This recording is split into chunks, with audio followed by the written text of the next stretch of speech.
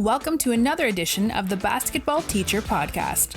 Our mission is to bring you discussions on a wide array of topics in the coaching world to grow players on and off the court. You can connect with us on YouTube, Facebook, and Twitter, and also reach us directly through email at basketballteacherpodcast@gmail.com. Now, here's your host, Coach Mike Hernandez. Welcome back, everyone. Thank you guys so much for joining us. Welcome to another edition of the Basketball Teacher Podcast. Our mission is to bring you discussions on a wide array of topics in the coaching world to grow players on and off the court. You can connect with us on YouTube, Facebook, and Twitter, and also reach us directly through email at basketballteacherpodcast@gmail.com. Now, here's your host, Coach Mike Hernandez. Success, and that could be in any sort of basketball age group or basketball sense, even off the court success as well. With my guest, we'll talk about working with players and guiding them to being successful, not just on the court, but also off the court, and helping them, in some cases, even transition and think about life outside of basketball and what it means to be successful in that area as well.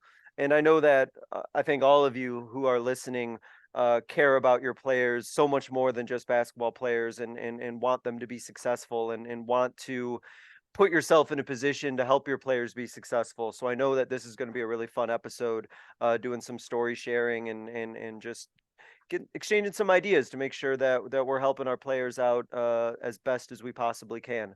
So very happy to have a guest with me today, a very busy individual, the head women's basketball coach out at Langston University. Coach Kevin Harrod is joining us today. Coach, appreciate you being able to carve out some time to talk. How are you doing?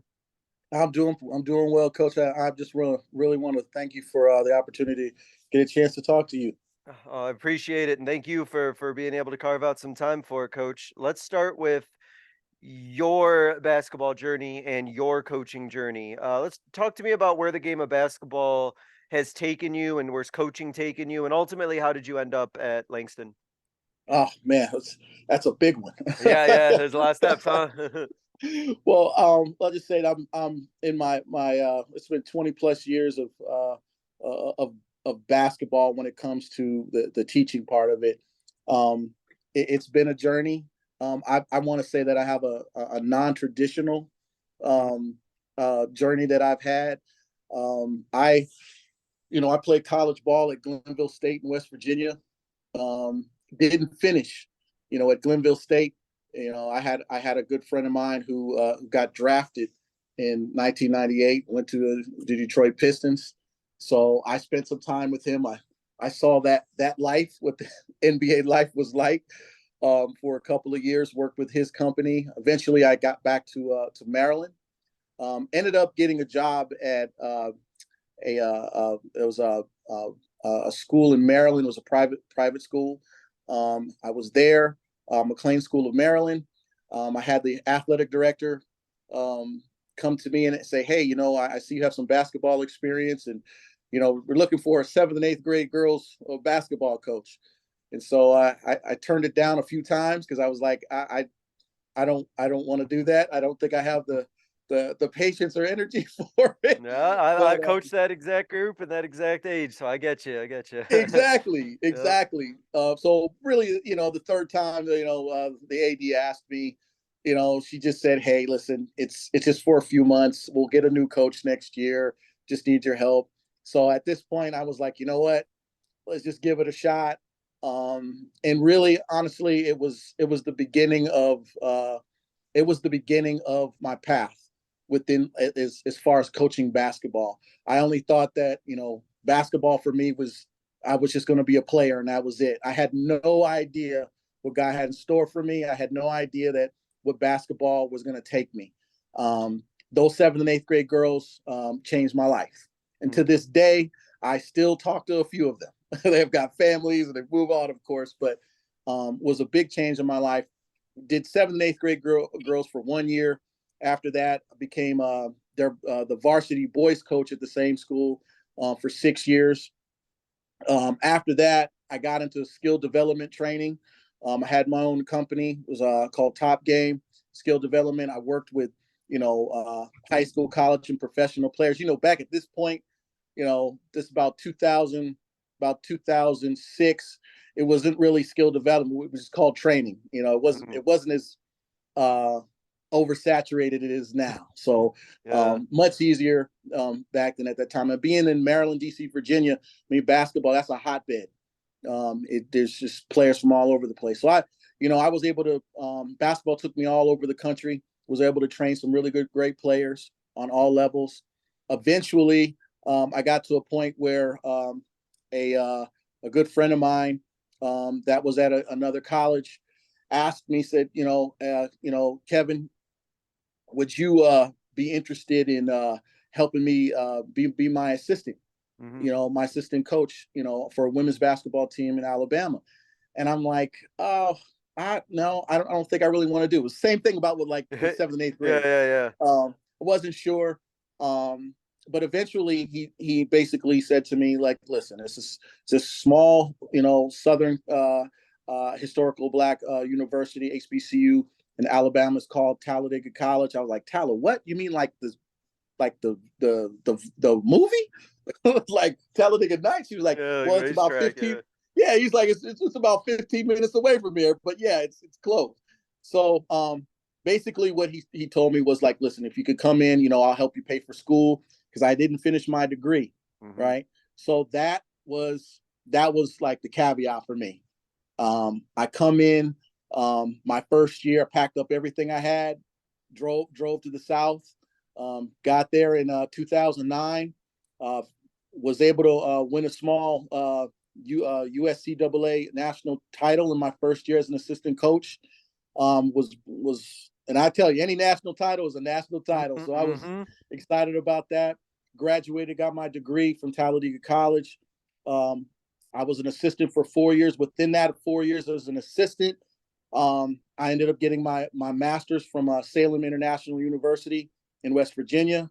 I just, for me, education it changed my whole mentality on things. And as far as like working with these young ladies, I just thought, how great it is for them to see my story and see how I was progressing in life. So at that point, after my 4 years as an assistant, I wasn't sure if I still wanted to be an assistant coach. I saw the business of the game was changing. And I thought maybe I'd want to go into being an assistant AD. So the athletic director at the time, who was obviously great for me, he put me in eligibility. So I started doing eligibility.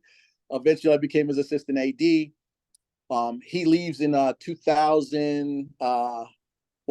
About 2014. Our former coach he left. I took a summer job. Eventually, I get a call that summer, and I just happened to be in Michigan. He says to me, "Hey, your name is getting circulated for this job to be in the head coach." And I just couldn't believe it at the time. It was really late. It was late July. Oh wow! School starts in August. Only 2 returners. But eventually, prayed about it, took the job over in 2014. And with that, had, 8 great years at Talladega College, winning 6 championships in 8 years. We became the winningest program in the state of Alabama. That's in any Division 1, 2, 3, NAI. Did a phenomenal job there. But it wasn't me. We had great people around us, had amazing support. It get to the point. So last year, the president, Dr. Billy C. Hawkins, was who was the president of Talladega. He had retired, and I felt like that was the best time for me to leave, because he's the one that brought me in. And then I ended up finding another opportunity here at Langston University. I'm Oklahoma. Never would have thought about coming to Oklahoma, but phenomenal experience here. When I landed here and I got here, it felt like home. It was family. And then, like I said, coming here, just being here a year, it's just been an awesome time. And it's like I told you before, Coach Hernandez, for me, year one was just about changing the culture. I felt that we did that. Year 2 is about exceeding expectations. And so that's kind of where we're at right now. What a journey, right? I mean, Yeah. all the stops, you weren't kidding, but it's a unique journey. And like you said, that there's so much of your journey, I'm sure, that you can share with your players and talk about the non-traditional, unorthodox path that you went through, and a lot that I'm sure your players can just learn and glean from just from the experiences you went through and everything that happened with you. Absolutely. And I think what, players, I'll just tell you this. Yeah, they're players, student athletes. You can kind of call them in that category. But at the end of the day, we're people. Yep. We have in human experiences. I always talk about this with my players about being authentic. It's like they don't get, players aren't going to get, they don't get inspired by, the big time speeches.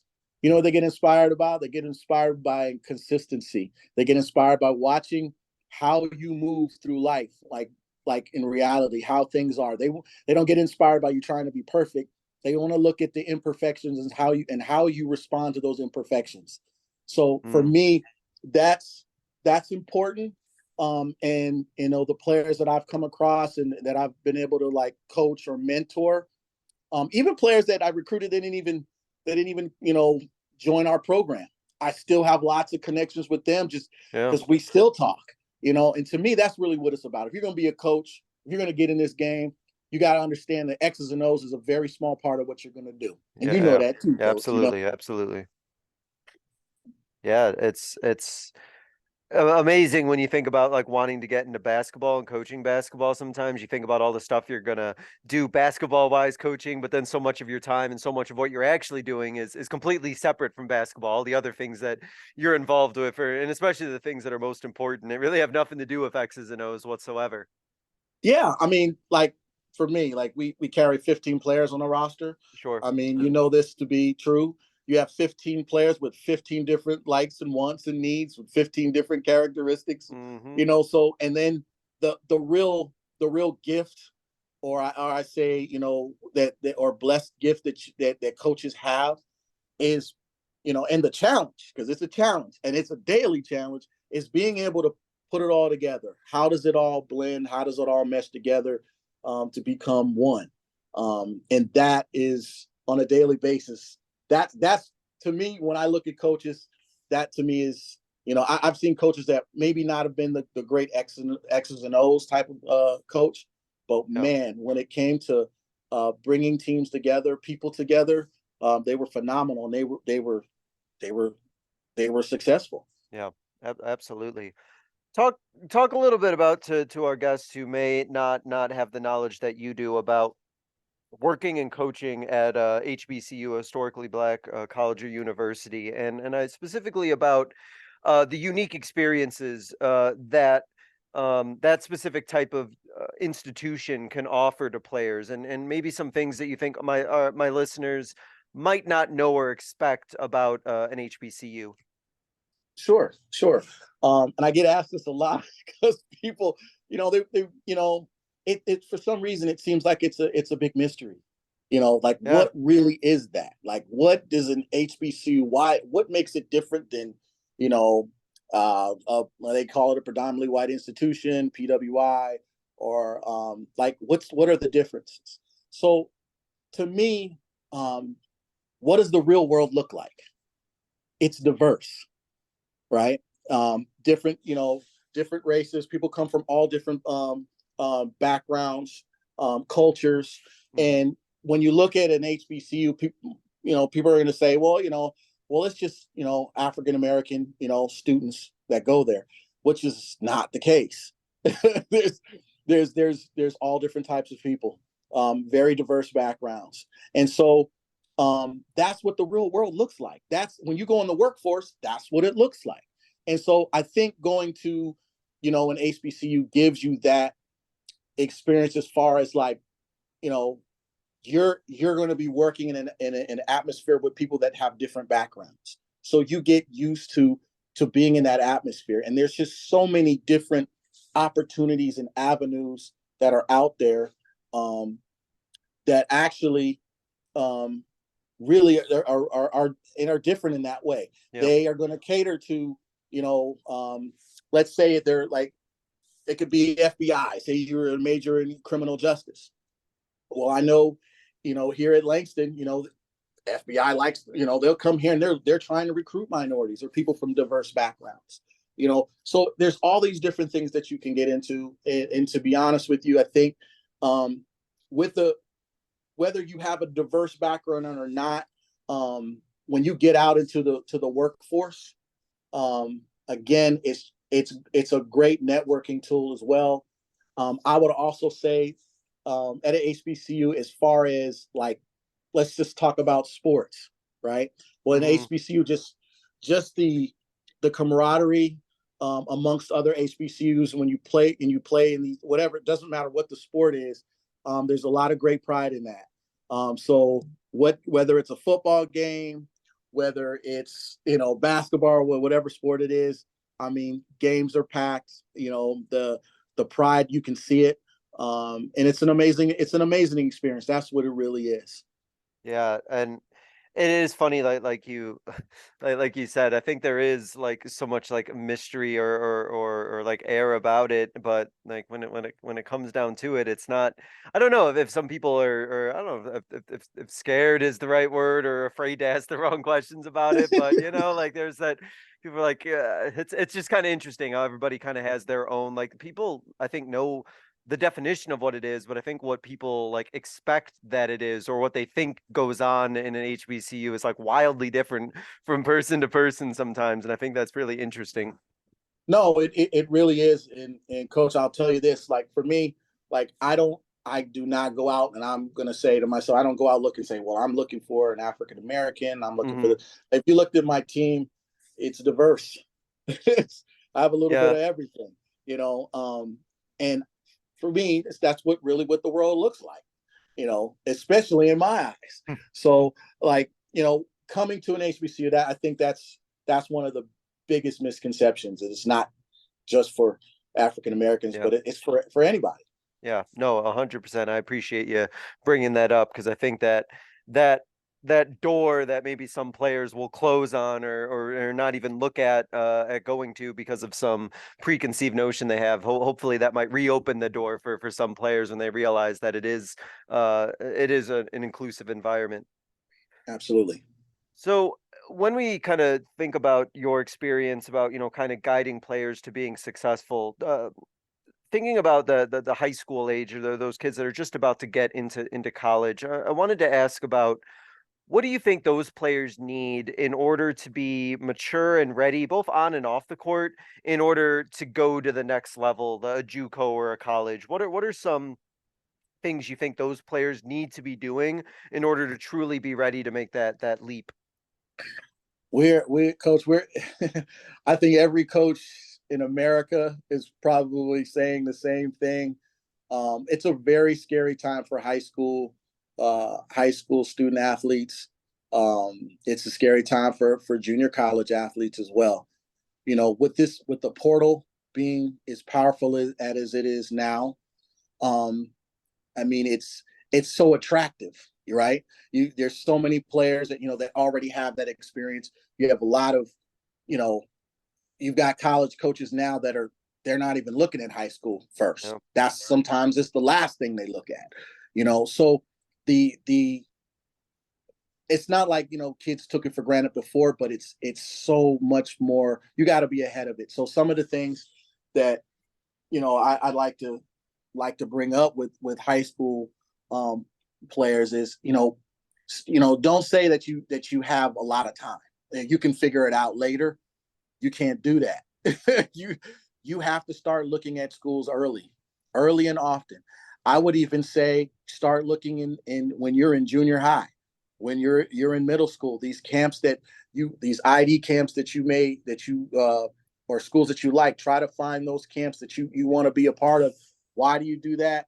Because you want to start building a relationship with maybe not the head coach, maybe it is the head coach, but most definitely the coaching staff. That's important, and not only just start looking at your first tier of schools, right? You want to obviously have options. If you can't, if these other schools don't work out, then you definitely have to have a plan B. A lot of student athletes won't have a plan B, and they're just so focused on that one school, and it doesn't work out, and then they never had an option, Yeah. and so now they're left out. So it's good to start building relationships early. I don't mean AAU. That's great. That's a wonderful thing. That's great because obviously you can maximize your marketability at this point in front of a lot of coaches.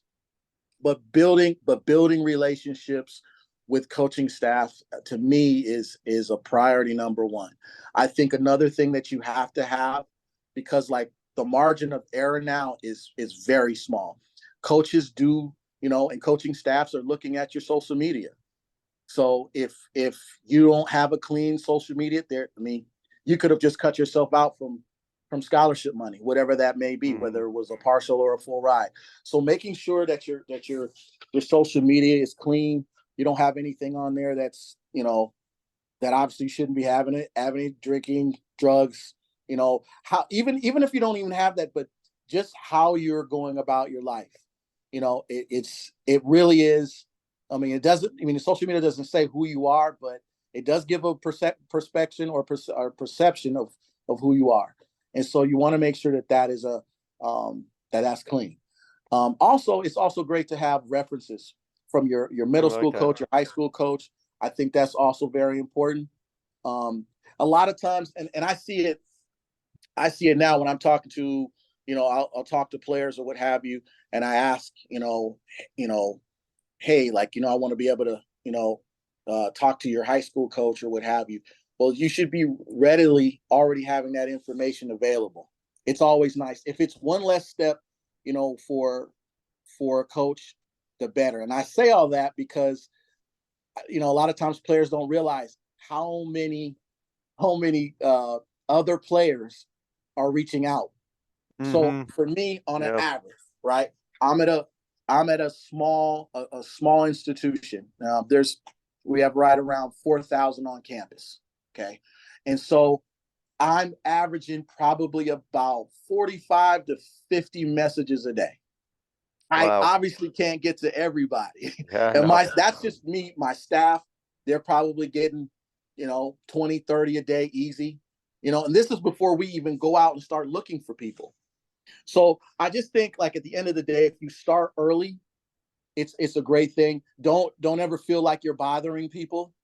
Enough like you sending out, whether it's emails, Twitter, the social media it's a great form. But like I said, what really starts it off is just identifying which schools that you wanna go to, and try to get into those camps that they have, the summer camps that they have, and if they have clinics, get in there, just so you can start bonding with these coaching staffs. And it sounds like just taking all that, and I'd be curious about your opinion on that. Like coaches, high school coaches in particular, they really have to make sure that they have the knowledge and the resources about these things, because our players, the ones that I coach, especially in the people in my area that I coach in, a lot of them don't even know where to start. A lot of them don't even know where to begin. They have no idea about how to like kind of build like this network and how to look for these opportunities and things of that nature. And I think just going off of your response, that as high school coaches, which I am, we have to make sure that we are able to provide that roadmap to our players so that they have somebody that they can go to, and that coach can kind of walk them through and make sure that they're going about this the right way. Yeah. And on the same token, I think what happens, especially high school coaches are just, they are extremely important. I don't know when it happens, Coach, but high school coaches used to have the most influence over their players. And so at some point, AAU coaches, and there's nothing wrong with AAU coaches. AAU coaches are great as well, but somehow, like, sometimes the influence kind of changes direction. And I think that the AAU coach and the high school coach, they have to be on the same page, because what ends up happening is, like, this happens to me a lot, I'll end up talking to the high school coach, well, I'm saying the AAU coach more than I talk to the high school coach. Hmm. You know, and at the end of the day, I need consistency. I need balance. I hear one coach says this kid is, not consistent in this part of their game, but at the same token, I hear high school coaches, they're telling me something different. So I think it's very important to have both on the same page. That only helps out the student. That only helps out the player. I think it gets confusing for a player when they're trying to figure out, what the path is if you don't have like those two people, or that one, even the high school coach, even if it's just your high school coach and you don't go through the AAU circuit or what have you, it's still important for that high school coach to be involved. You have to be you have to be a recruiter. You're trying to help your kid get to the next level if that's what they so choose to do. Yeah, there are, I think, a lot of I think there's a lot of maybe tension sometimes that exist between AAU coaches and high school coaches. And I think even, there's some animosity sometimes when, high school coaches really want to work with their players, but they're in AAU season, or they don't trust what's happening in AAU, or the AAU thinks that, what's happening at the high school level isn't as important. And I think it's really important, like you mentioned, that that the two of them get together and talk and have a conversation, because ultimately they should be all working for the same thing, which is getting that player better and being a positive influence on that player's life. And I think that it can get really frustrating and really difficult for a player if they feel that like one coach feels one way and the two of them don't like each other, and that could be hard on a player for sure. Absolutely. And how can I mean, you can only really have one voice.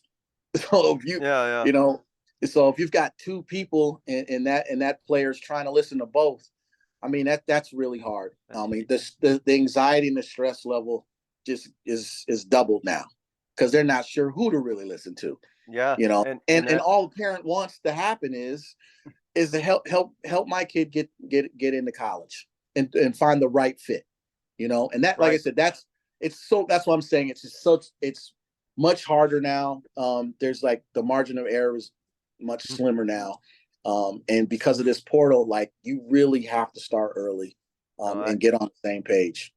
And so with that, you talked about all the messages and everything that gets sent to your staff and everything. And so you have all these uh players out there looking to get noticed, looking to stand out. And being that you're at the university level, I'm really curious about the players that you do ultimately have on your team. What did those players do to be standing out and to be recruited and be seen by you guys and really get on your radar? What kind of combination of either on or off the court things really stood out to you and your staff about the players you have now?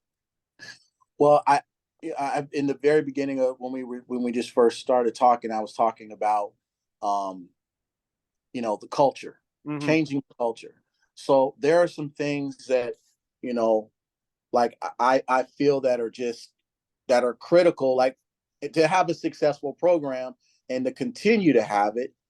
There's some things that you have to have. So for example, I'm looking for players, and I call them championship traits, right? So I'm going to look for a player that is an encouraging player that I know it's going to be encouraging um, to their teammates. So I'm looking for a great teammate, right? I'm also watching when I go out and I'm recruiting. I'm looking for first thing I look for when it's not even before tip off. Before even tip off, I'm looking at your warm ups. I want to know if you're going hard and if you have your own discipline. Are you going hard? Do you have any bad body language? If you do, it's not going to work. Can you retain information? That's something that I look at.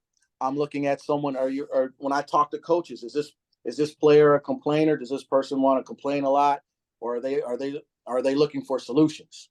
Mm. I'm looking for Yeah. a player that's going to be on time. When I talk to coaches, I talk to parents, because I'm also recruiting the parents, by the way, too, Yeah, that's because big. that's a big thing. I mean, because I'm going to know them for 4 years, 2 years, or whatever, how long it is. I want to make sure that I've got good parents as well, because that they're in their ear as well. You want to Yeah, be able to know definitely. that. I'm also looking at consistent effort. what type of effort is this player going to have, on a daily basis? Because obviously this is not easy, and then coming in with a positive attitude. So those are just some core things I look at. And you notice I didn't even talk about talent yet. That's No. that's a whole nother part.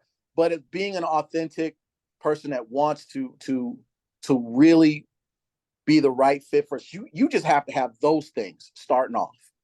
You have to have that first. So those are some things that I look at in players, and I this year, it's a tough situation because you'll be like, oh my God, look at her. She's 6'1", she's a guard, but oh man, she doesn't go to class. Oh man, it's gonna be tough. So because whatever you allow, on your team is what you're gonna be dealing with the whole year. or how long they stay. So, the big thing is you want to make sure, like, and for us, you just want to make sure what you have on your team is something that can be sustainable, and that's going to be positive throughout your program. So that's the first thing I start off with in the very beginning. And I feel like the players that we have, and it's funny, we're in preseason. We're about 2 weeks away from finishing up. The reason I already know that I have and I'm talking about just people. Okay, I know we have talent. That's great, wonderful. Mm-hmm. But just as people, it's so interesting to me. Knock on wood, I've only had 2 players in the amount of weeks that we've been going that have had like some minor injury. Oh, when you have, and a lot of that has to do with the core things that we look at, the discipline, the consistent effort. Because, there's players that, they're going to have an excuse for something, and they'll find a way to kind of get themselves out for a couple of days to get whatever type of rest they feel. But it's apparent to me that I have a very disciplined team, because discipline is going to outlast your motivation all the time. And that's what I'm looking for, the discipline. So those are some things I look for, Coach, before we even get into talent. I think I just wrote down the discipline over motivation part. I think I'm going to use that. I hope you don't mind if I steal that from you. Listen, take it all.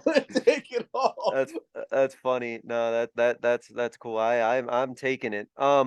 Yeah, I mean, I think that, and not having really been one who's doing the recruiting process, and I've heard a couple people mention this, and I'll let you let me know if I'm on the right track or not. But I think that there's just so many skilled players out there that it's really sometimes does come down to those more work ethic or those non-measurable type things to really like separate when you have so many players to choose from who may be at a similar skill level. Like, what are those other things that they do that can separate themselves positively or negatively from everyone else? I think can be the real difference maker. No, absolutely. I mean, and again, like, there's only one ball, right? You don't have 2, 3, 4 that can shoot at one time. So you have to have players that are willing to sacrifice, for the betterment of the team. There are a lot of players that, like I said, that they've been taught this. This isn't something that, it was just them. They've been taught about, because in our society, it's about stats. It's about the numbers, because they think that that's what's going to help them get where they're trying to go. It is something it's nice to have, but it's not the end all be all. So looking for great teammates, people that are going to do the extra. Like, my thing is, if you're going to be a great teammate, you're going to be a positive person, then you know what? You already made us better. You've already made us better. The other part is how mentally tough, a player can be. When I say tough, I don't mean like, they can, they're just grinding like the physical part and get over that part. I'm talking about being able to be mentally tough with taking constructive criticism. To me, that's being mentally tough, because a lot of players are like, what? You told me this, it hurts my ego, it throws them off.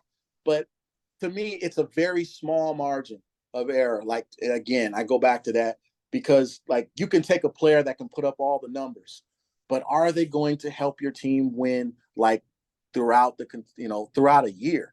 Are you just trying to win basketball games? Or are you trying to win championships? And that's a big difference.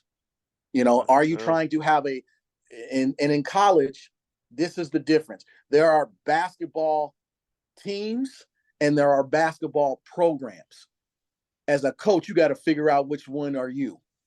Basketball teams, you get a player, didn't work out, you just, move on, get another player. You're looking for a basketball program, it's the stuff that we're talking about. Looking for the quality individual that can become a part of something bigger than themselves.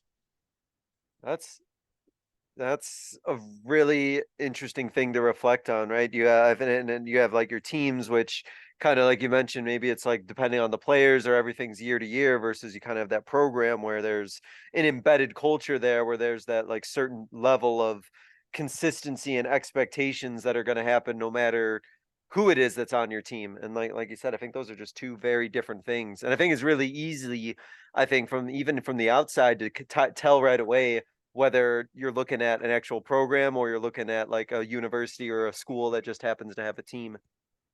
Exactly. I mean, and that's on every level. It's on the high school level. Mm-hmm. It's a middle school level, high school level, and the college level. It's you see it on. It's even in the pro level. Look at the teams. Look at the teams that are consistently winning. Consistently winning. There's a reason why. It's not because they just picking up the greatest players. That's not it. It's the culture that they provide. It's the discipline. It's the type of it's just the vibe and the energy that flows through their programs. Yeah. And it's year in and year out. Absolutely.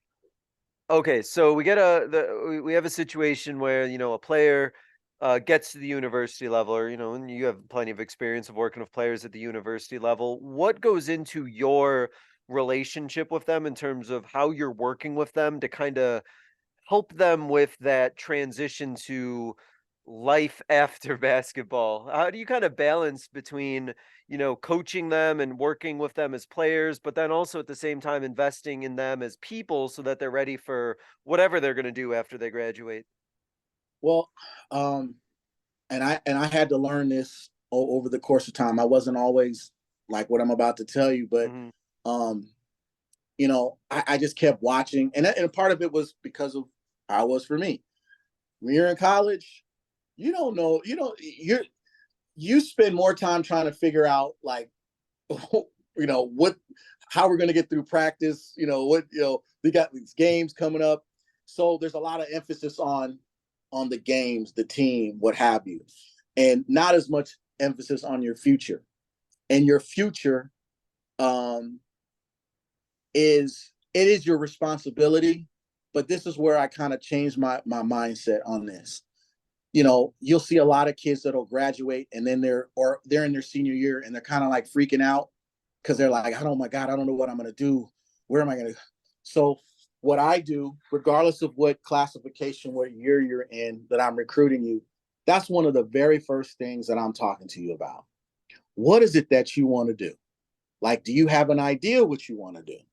Because the moment you sign, with our university, with our program, we hit the ground running to position you in a place where you want to be. So if you want to be in criminal justice, okay, you're going to go to school for that. But even though your future is your responsibility, it is our responsibility to help guide you there. So we are looking for internships. We are looking for people that you can network with. And we do this through the course of time, throughout your time as a collegiate student athlete. And by the time you're getting ready to graduate, you're not freaking out because you have options. Mm-hmm. And that's all you ever really can do for your student athlete is to put them in position to have options, make them feel that they're confident. So one thing is we make sure that they go through our resume writing program. A lot of players, you would think they do, but they don't. They don't write. They don't know how to do it. So we make sure they do. We do offer just even media exposure here. So we teach them how to talk in front of the camera. We teach them as far as like the interview process, how to interview for a job. Every Wednesday is professional day here. And that's a Langston University thing, but it's also like something we do in our program where you must dress up professionally every Wednesday to get you in the habit of that. So there's all these little things that that help. And it's not just me doing this just to help out my player. It takes a village, as you know, you've heard that before, but it is a village. We're all trying to help each and every player to get to what they feel is success for them. And so far, it has worked tremendously. 97% graduation rate for us.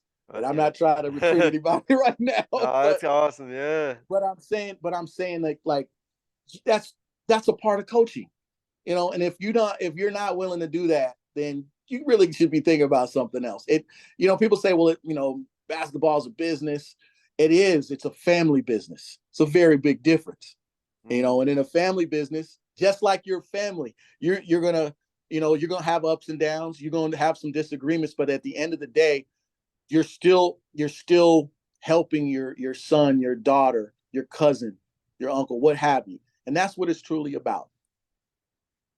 No, that graduation rate, coach. You don't have to shy away from that or whisper that. No, that's fantastic. And I'm curious about, I think one of the things that I hear from some coaches at the university level that they have to have conversations with players with, and I'd be curious your perspective on it, is players when they get to university who have to really kind of come to the realization or really face the reality that their playing days might be over, and that basketball is something they've maybe committed their whole life up to that point doing and getting better at, and it's been a huge part of their identity. But now that they're at the collegiate level, they're hitting kind of the end of the time, and basketball is no longer going to be as much of a part of their identity as it may have been before. And I'm curious if you've had to deal with that experience at all, and if you have, what that conversation was like, and how that sort of went with those players. Yeah, well, it's something that, it starts out in the very beginning, again, from the recruitment stage of talking about finding balance. Like the game, the game is only going to last so long, right? And even if you became a pro, whether it's overseas in the league, what have you, if you ever even get to that point and be that lucky, that blessed to even get to that point, the average careers 3 to 5 years, if that. It's very small. So no matter what, having another passion, and that's why I always ask in the recruiting, so what else do you do? What do you do outside of basketball? Because in college, you're every day is not going to be a sunny day. Sure. And that's, again, it's the type of player that I'm looking for. Like, if you don't have anything else but basketball, then how do you like balance yourself out? And if that's all you have, then what ends up happening is you cling to it so hard. And those are the type of kids that have a much harder time dealing with life after basketball. And I've had a few of those. So what I encourage players to do is, yes, basketball, you love it. That's a passion. That's great. But there are other passions you should be trying to find, just so the way I word it is just trying to find a healthy balance between it. Because, too much of one thing isn't good anyways. You need to find other things that you should be able to do. One thing is not, you're not going to be just great at one. You can find other things to do as well. So I kind of like steer conversations and at least start to get, student athletes to think of that. And for some players, I think that they are going to need a lot of guidance in that, right? That basketball has been like what's kind of fueled them, and it's really important to have that conversation with them, because I know I feel like I would feel heartbroken or really upset at myself as like a collegiate coach if I had players leave me and then they just feel like lost, and they feel like they don't know what to do with themselves, or maybe they found like a program or something to get a degree in, but it wasn't really anything they wanted to do, and it was just something they did just to get done. Like, I know that would not be something I would feel good at as a coach if I felt like I had players graduating who weren't really ready to transition to the next part of their life. Yeah, and I that is the tough part. I think the other thing that's helped me, I would say, or helped the players that I've worked with. You're mentoring like constantly. It's not like something you have one conversation and we'll talk about it again when you're in your senior year. It's the course of time. The other thing, something, and I know other college coaches will do it, and I think it's a great idea. If, players, you know, sometimes you have players that they don't want to leave the game. So what do? You look at being a grad assistant. You look at even trying to get them or help them get a job within basketball. Just so they stay close to it. Sometimes they need that extended time, and maybe it won't be basketball forever, but maybe it's enough time for them to see the other side of it. And then that may like push them or guide them into another professional career for themselves. So I've kind of used that, and some have turned out to be high school coaches. Some of them are college coaches now, which I'm very proud of. And some, they were able to see, hey, you know what? I had my fill. I'll always love the game, but this is something that I want to, steer my life, towards. You got But yeah, it is a challenge though. You got a coaching tree. You got a coaching tree of your own now that you're establishing. You got a. Oh, that's awesome. That's the best part, to be honest with you. To see that. That is no, that's really cool. That's awesome. I think that what may be a little surprising to some people, and in a good way, is that I think sometimes we get this perception of coaches at the college level as being like strictly basketball. Like you said, it's a business, and you just got to focus on X's and O's and basketball, and everything is time consuming and busy, and it sounds like you've really made it intentional with you as a coaching philosophy to always make sure that you spend time getting to know your players and getting to know them outside of basketball and working with them. And I'm just curious, has that always been a part of your coaching identity? Is that something that's been built throughout the years? Like how did that work where you really focus as hard as you do on all the outside basketball stuff? It's a priority number one. Awesome. For me. Yeah. Player coach relationships, if you don't have it, that means you don't have any trust. If you don't have any trust, how can you put somebody on the floor and ask them or demand it for them to be the best they can be if you don't have that relationship with them? And it's almost like being a parent, which sometimes I get called that. Sometimes I get called dad. It's like and that, and it's okay, because they are your kids and you're responsible for them, why they're in your care. But it's a priority for me. I'll tell you this little trick that I do, and I don't know if it's a trick or maybe they know it anyway. But I happen to, every player loves snacks, right? I don't even know if this is a secret or not, but I know I do. Go it, for right? it. Go for it anyway. Right. Yeah, it might be. So this is what I do. So like, the players, they love snacks, they love drinks or what have you. So I say to the players, and I'm like, and my assistant coach, his office is next door. So I do the same thing there. So what I do is I say, hey, you know what? I know you guys got, you got to put up 2,000 shots in a week, just record your time, what have you. So I used to have the balls in the locker room, right? And I used to leave them there, and so they would, go there, and, integrity is a big piece too, right? But, I would just, I'd let them go, go get the balls, and then come record their time or their numbers, with our manager, what have you. But I changed it at some point, and I said, you know what? I'm going to put the balls in my office, right? But also, what I'm going to have in my office, I'm going to have all the Gatorade, I'm going to have all the water, I'm going to put it in the fridge. You guys, this is your stuff. Come up here and get it, right? And next door, in Coach Ethan's office, he's got like all the snacks, right? So they got to go over there to get the snacks, right?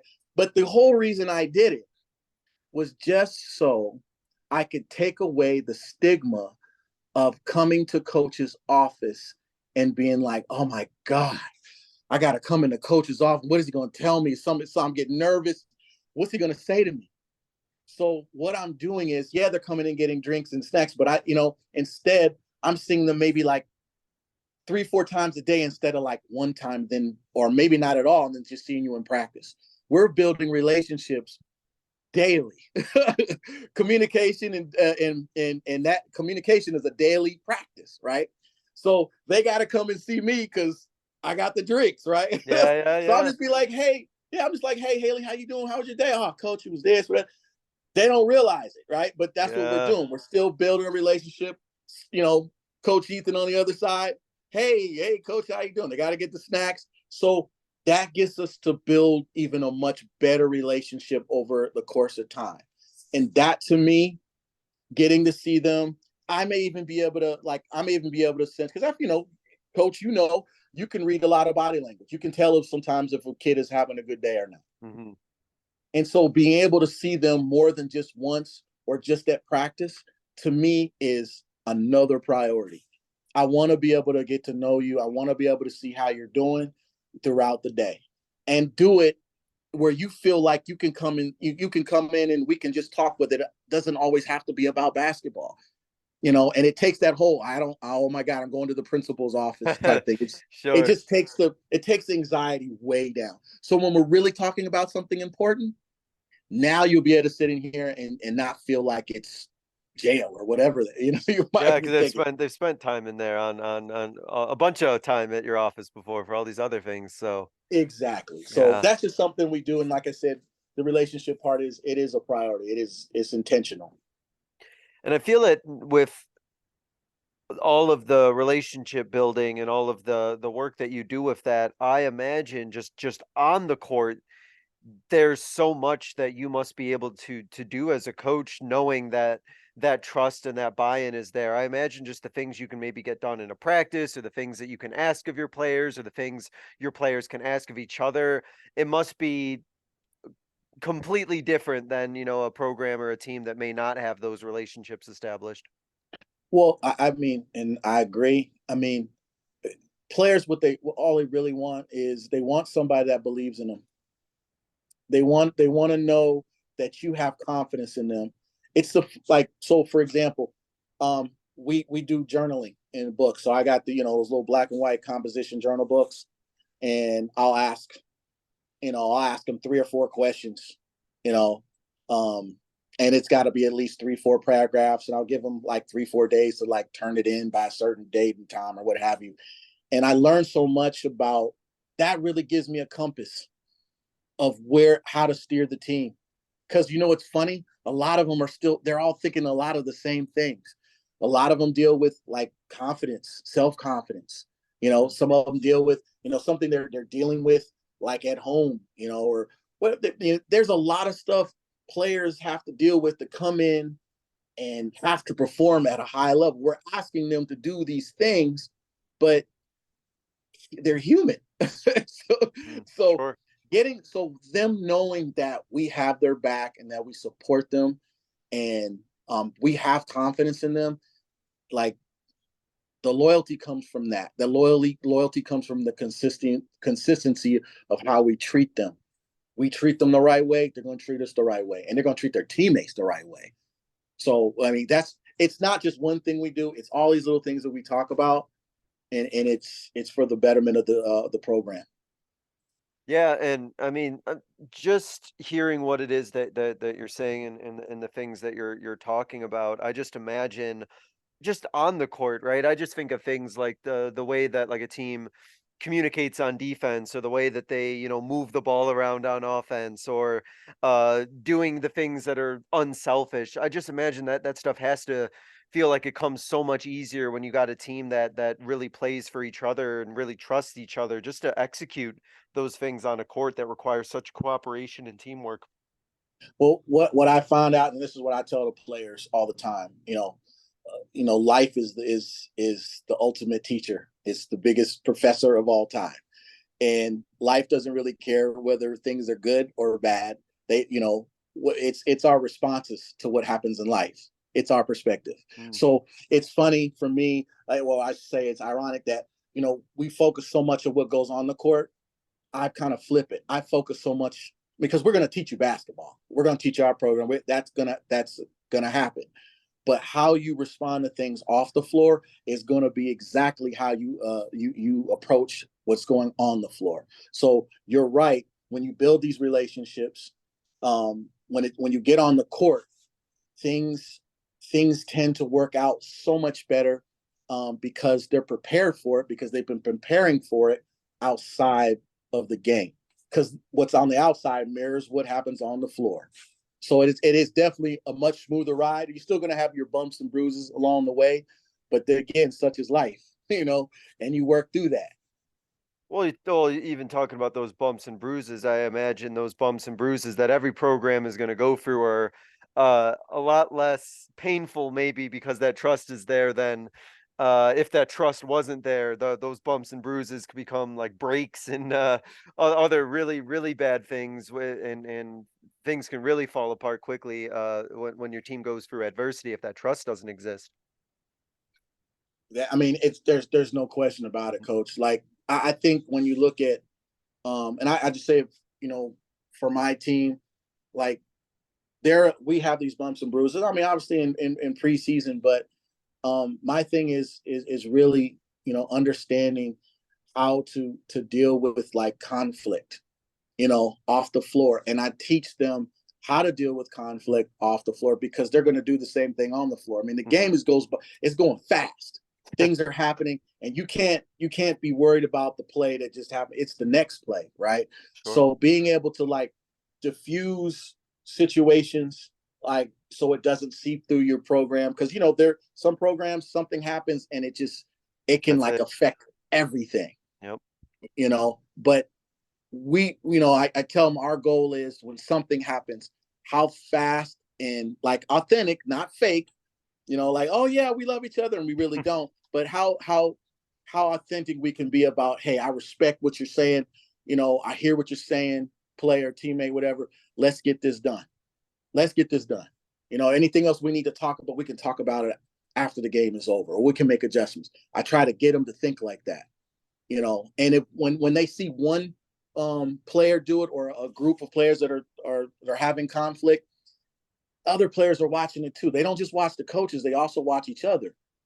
So if they're all doing it, it just makes you that much stronger as a team. And I think to add to that, I think it is important that, players learn how to disagree with each other respectfully or have those, tough conversations with each other, but do it in, as you mentioned, kind of like this loving way or this trusting way, because I think it's also, really insincere to, pretend as a coach that there's never going to be conflict with each other, there's never going to be issues. But for a team to feel that they can talk those out respectfully and still do it out of a place of love and care, I mean, I think that would be, and that is incredible to have a program that's able to have that sort of skill. Yeah, I mean, we have a thing we call it happy hour. My GA came up with that name. I was like, okay, that's different. Okay, so our happy hour it's every Friday. We do it at 6 in the evening. It's almost like a lemon squeeze, so to speak. If you got the ball, it's your time to, Yeah. to talk. So really, what can you talk about? It can be about basketball. It doesn't have to be about basketball. It can be whatever you want to talk about. The only rules to it are, it can't be a gossip thing. It can't be judgmental. And you have whatever we're talking about. It's got to be out of respect.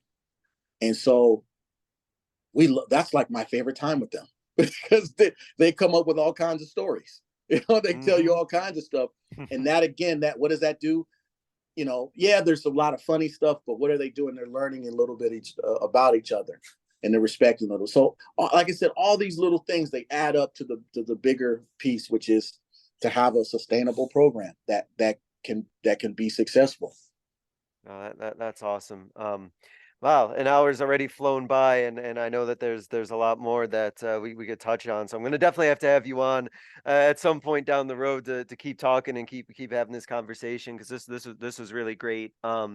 To wrap up though, Coach, there is a couple questions that I ask every guest, so I am gonna go ahead and start here with this first one. And you shared a lot of great moments already, so sorry if I used up some of your best ones. I'm sure you got another though, but thinking back on your coaching career, what is a moment from your coaching career that you experienced and went through that you think others listening would be able to learn from? That's a great one. Um, I would simply say this: listen to your players, listen to them. Your ego, you got to check it at a door, just like you would tell a player, because you can learn more about your players and learn from your players than you can teach them, because they're going to tell you exactly what they need in one way or another. So I think that to me was something that I had to learn early in my career, because because as coaches, we like, hey, we have experience, we know this, but you're not them, right? Mm-hmm. And they have to own their responsibility. I always say this, that your academics, um, your career, your basketball career, your discipline, you own all of that 100%. We can't do that for them. So listening to them helps you really guide, where you need to, to do, to put your emphasis and energy into your team. So listening to your team is into your players is very important. I feel like that goes right back into that trust part that you talked about, right? Listening to your players and then believing them when they say something, and having that trust, and them having that trust in you that they can come up to you and talk to you about sometimes some really serious and some really important things, for sure. Absolutely. To wrap up, Coach, I give every guest kind of what I call this 60-second soapbox, but you're welcome to go longer than 60 seconds. I'm not going to time you. But it's your platform to kind of get out like a final idea, a closing message, a closing thought, just something that you want to leave the listeners with. And you're kind of welcome to take it any direction you wish. But I am going to go ahead and just sort of give you the floor here, and I'm going to let you take it from here. Wow. Again, that's a big one. I don't know if I'll go I 60 know. seconds, Those heavy hitting but ones at the end. I think we kind of touched on it a little bit, Coach. It's really, I mean, you got to understand, being a coach is, it's the most rewarding, uh, selfless, Mm-hmm. sometimes mind-boggling thing that you can ever be a part of. It's great though, when you get to see players grow, um, and move, and progress in life. You're not always going to see things right in the beginning, but I think that if every coach really, they take it personal. They take it personal as far as like helping each kid get to the next level, whatever that level may be, you know, but helping them and guiding them and mentoring them. That's really where the true art of coaching is. It's not the X's and O's. Anyone can teach that, but being a special person in their life, you never know what that can do to a young person's dreams in life. So just, if you're going to do this, do it for the right reasons, and those are the right reasons. Awesome. Coach, I really want to thank you again for coming on here and talking about your journey, and talking about just guiding players, working with players, some tips for coaches at the high school level working with players. And like I said, I feel like in some ways we just sort of scratched the surface. So I'd love to have you come on later at some point and keep talking. But thank you so much for coming on. Best of luck this coming year. I know you're super busy, but it sounds like you're doing some great things at Langston, and I wish you all the best this coming season. Really appreciate it, Coach. Thank you. Absolutely, Coach. Anytime you can have me out, I would love to come back on your show. It was amazing. Appreciate it. Thank you. And thank you so much, everyone, for listening. This was another edition of the Basketball Teacher Podcast. We will see you guys next time.